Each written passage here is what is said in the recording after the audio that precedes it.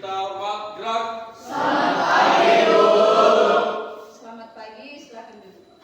Kami semua sehat, luar biasa, tetap semangat. Yes, yes, yes.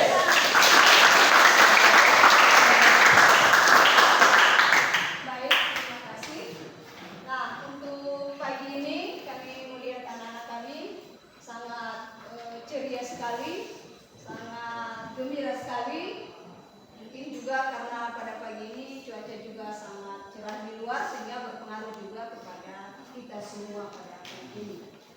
Untuk itu pada minggu yang lalu kita telah mempelajari materi tentang jurus-jurus BK, dan pada saat ini kita akan mempelajari tentang jurus yang pertama, yaitu tentang kenali potensi. Nah, untuk materi kenali potensi ini sangat berguna sekali dan sangat penting diketahui oleh anak-anak kami semua. Kenapa?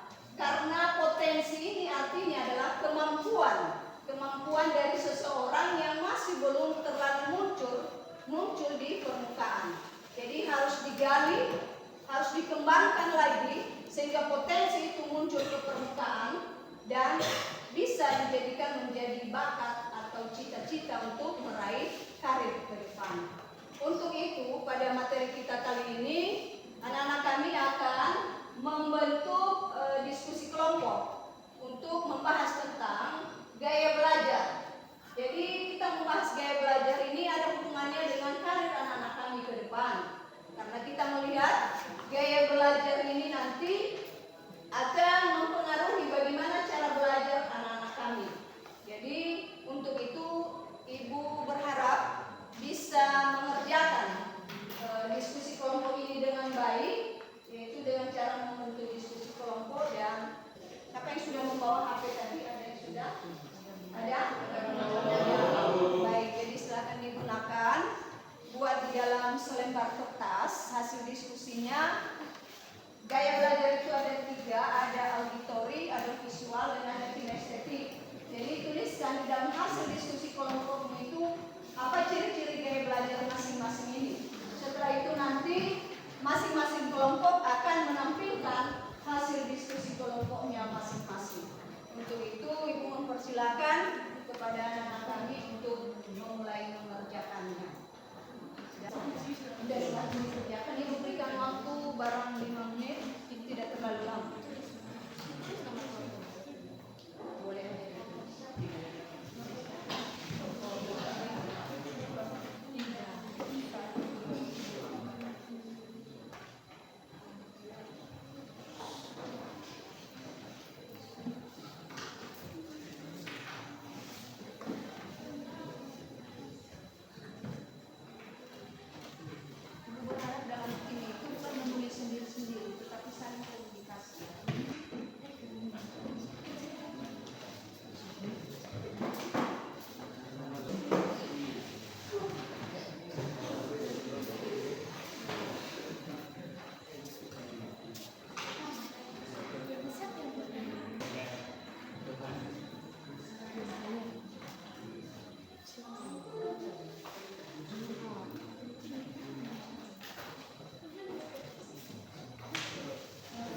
Baik, sekarang silakan menyampaikan hasil diskusi kelompoknya.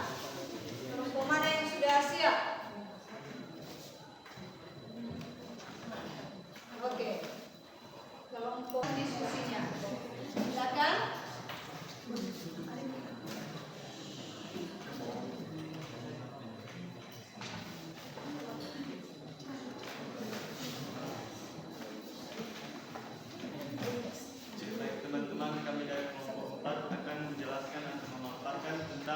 Jenis-jenis gaya belajar. Yang pertama adalah gaya belajar visual. Gaya belajar visual mempunyai ciri-ciri yaitu memahami informasi terbaik melalui gambar, grafik, diagram, peta, dan visualisasi lainnya. Mereka cenderung teliti, suka membaca catatan dan mengingat hal-hal yang dilihatnya, seperti warna atau bentuk.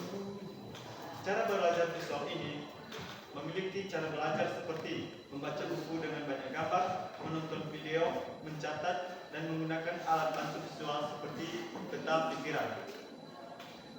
Jenis kedua yaitu gaya belajar auditory. Gaya belajar auditory mempunyai ciri-ciri seperti lebih mudah menyerap informasi dengan mendengarkan, seperti dari ceramah, diskusi, atau rekaman suara. Mereka biasanya peka terhadap suara dan irama, serta bisa menjadi pendengar yang baik. Gaya belajar auditory mempunyai cara belajar seperti mendengarkan podcast, mengikuti diskusi, membaca dengan suara keras, atau mendengarkan materi yang direkam. Jenis gaya belajar yang ketiga yaitu gaya belajar kinestetik. Gaya belajar kinestetik memiliki ciri belajar seperti belajar paling efektif melalui gerakan fiksi atau fisik, sentuhan, dan pengalaman langsung. Mereka sering merasa sulit, duduk diam dalam waktu yang lama, dan perlu bergerak untuk memahami sesuatu. Cara belajar kinestetik ini memiliki cara belajar seperti melakukan percobaan, praktik langsung, bermain peran atau role playing, membuat model, atau terlibat dalam aktivitas fisik lainnya. Baik teman-teman, demikianlah hasil dari kelompok 4 kami mengenai jenis-jenis cara belajar bagi peserta didik. Terima kasih. Baik, tepuk tangan kelompok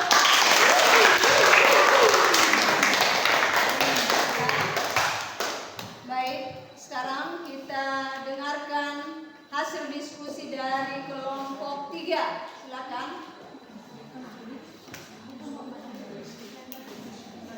Silakan, siapa yang menyampaikan?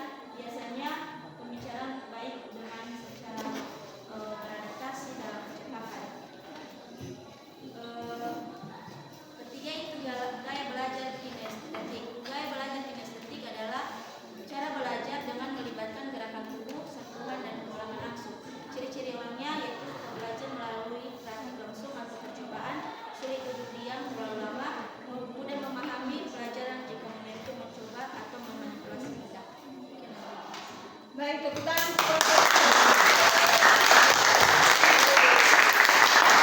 Siapa yang membacakan?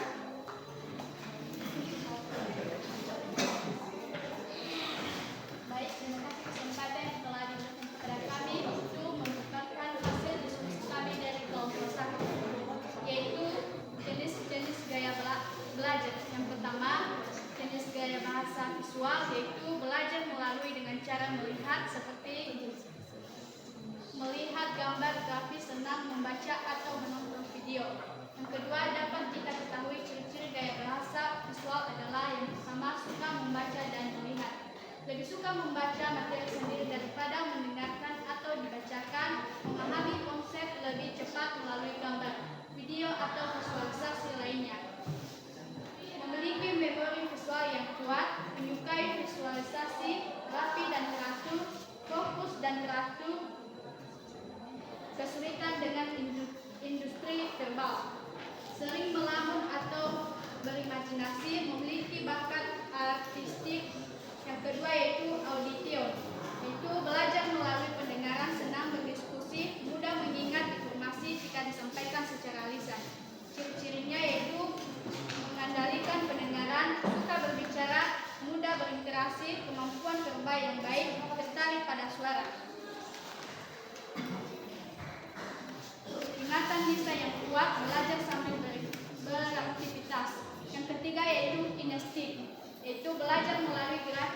dan pengalaman fisik. Suka praktek eksperimen. Ciri-cirinya yaitu pembelajaran melalui praktek, sulit duduk diam, menggunakan indera peraba, energi dan aktif, menggunakan isyarat tubuh, menghafal dengan cara berbeda, kesulitan dengan cara hal abstrak. Demikian saja hasil diskusi kami dari kelompok 1. Terima kasih.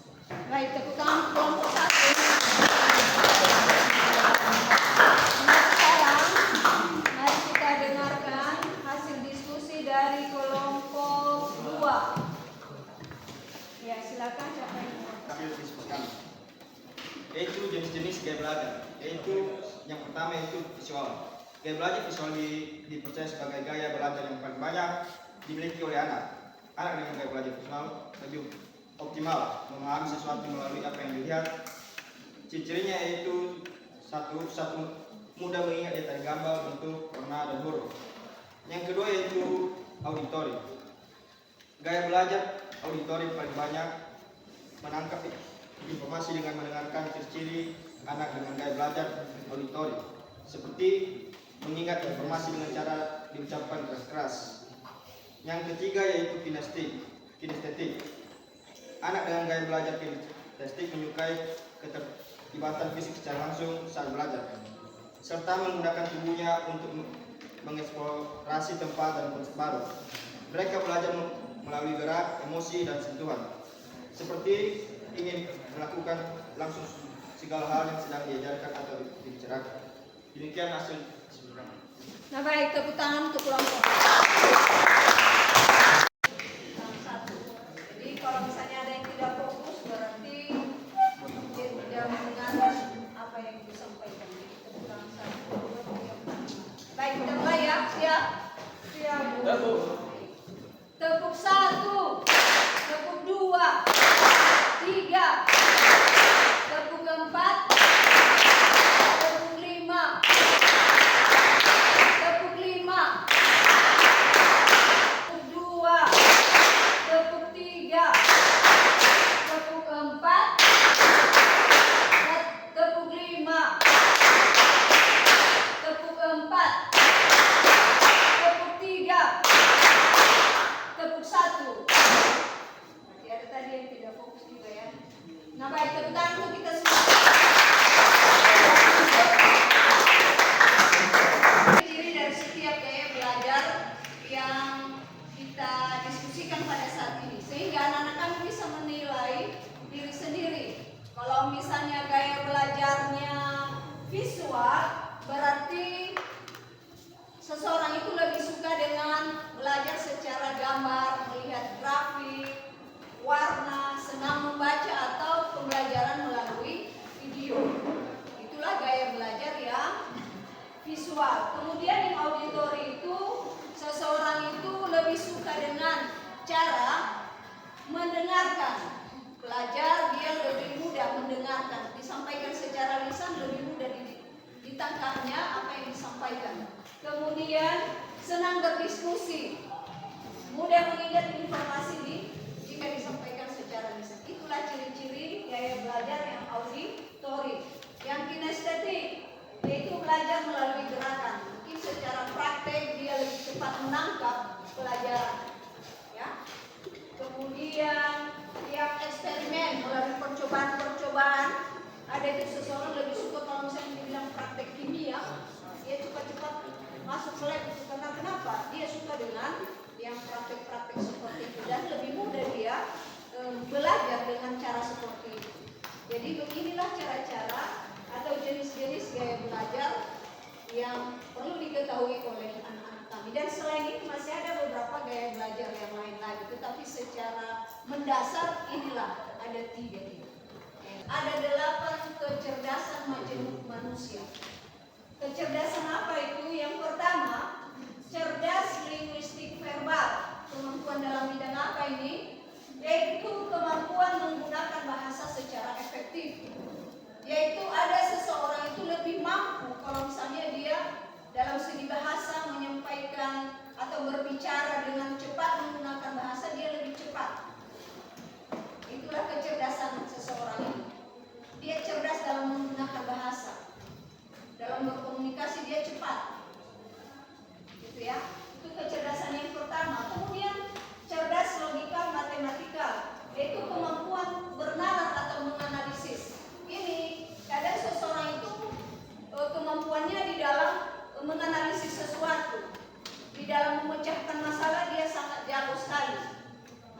inilah cerdasnya ini, cerdas logikal matematikal. Dan kalau misalnya dia di dalam bidang matematika yang ada perhitungan, dia lebih cepat.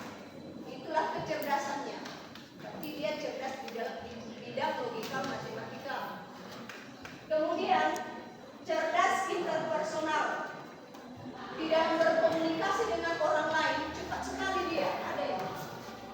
Kalau misalnya dia berbicara kepada orang, orang cepat sekali mengerti dan dia cepat berinteraksi dengan orang lain. Ada kecerdasan seperti itu. Kemudian cerdas intrapersonal, kecerdasan dalam memahami diri sendiri. Dia lebih mudah mengetahui bagaimana komunikasi atau memahami dirinya sendiri secara mendalam. Nanti kecerdasan ini ada hubungannya dengan karirmu ke depan. Seperti apa bidang yang kamu kuasai, kecerdasan ini. Kemudian ini cerdas naturalistik. Cerdas naturalistik ini yaitu kemampuan untuk mengenali, mengamati unsur-unsur alam. Ini seperti petani ini. Dia lebih suka dengan pekerjaan-pekerjaan yang berhubungan dengan alam. Petani, dokter hewan, dia cocok dengan kecerdasan seperti ini. Kemudian cerdas kinestetik, yaitu kemampuan memahami dan mengekspresikan diri melalui gerakan-gerakan tubuh. Ini cocok dengan misalnya penari, atlet. Jadi suka dengan gerakan-gerakan tubuh. Kemudian cerdas moral eksistensial, yaitu kemampuan untuk memahami nilai-nilai hidup dan peka terhadap nilai-nilai moral. Ini suka dengan pekerjaan yang teolog, psikolog.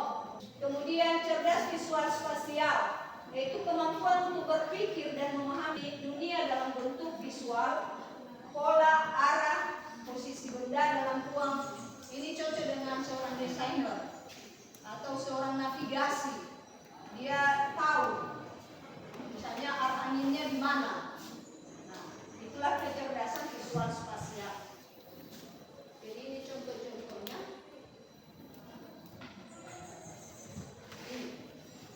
Kalau misalnya cerdas naturalistik itu pekerjaan yang cocok adalah seperti ilmuwan, dokter hewan, petani, penjaga taman.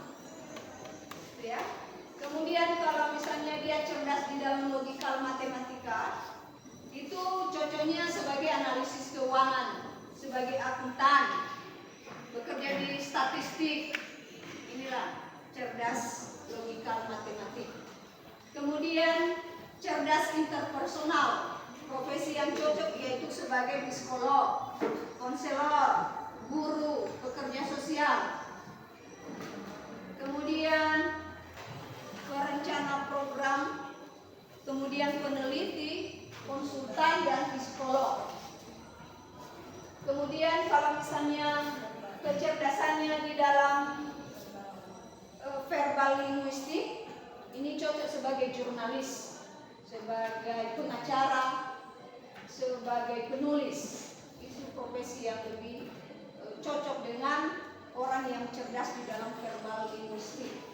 Kemudian cerdas visual spasial, pekerjaan atau profesi yang cocok adalah sebagai arsitek, insinyur, dan desainer atau juga tata kota. Inilah profesi yang cocok dengan orang yang punya kecerdasan visual spasial. Kemudian yang cerdas di kinestetik, profesi yang cocok yaitu penari, kemudian aktor, atlet, dan paramedis.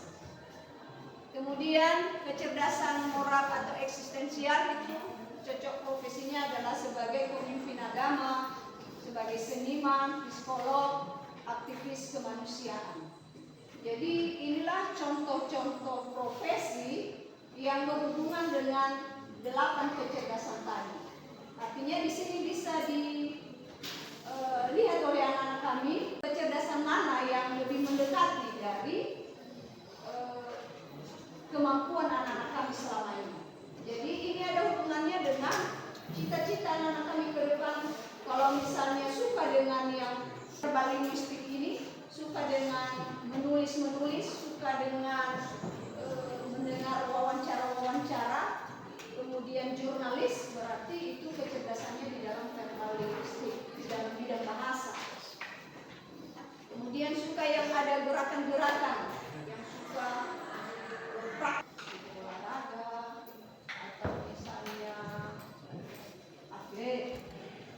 Kalau misalnya kamu mau menjadi seorang guru, berarti kecerdasanmu lebih mendekat kepada cerdas interpersonal atau bisa juga intrapersonal. Ya. Nah, baik. Jadi itulah 8 kecerdasan manusia yang telah kita pelajari pada saat ini tentang mengenali potensi, khususnya tentang gaya belajar. Mudah-mudahan ini bisa diketahui dan dikenali oleh anak-anak kami semua, karena ada hubungannya dengan cita-citamu ke depan. Kalau seandainya kamu melanjut ke perguruan tinggi, berarti dari sekarang kamu sudah mengenali potensimu dengan melalui gaya belajar apa yang kamu minati saat ini. Sehingga cara belajar ini akan lebih memudahkan kamu untuk belajar. Dengan mengenal gaya belajar ini akan memudahkan anak-anak kami di dalam belajar. Sehingga kalau ada kesulitan-kesulitan itu bisa diminimalisir. Kenapa? Karena gaya belajar anak-anak kami sudah tahu, oh saya lebih suka sebenarnya kalau mendengarkan saja. Atau misalnya gaya belajar saya lebih suka yang kalau praktek. Atau misalnya visual, mendengar saja secara lisan, saya lebih suka. Jadi anak-anak kami bisa mengetahui gaya belajar apa yang sesuai untuk ya memudahkan di dalam belajar. Nah baik, untuk saat ini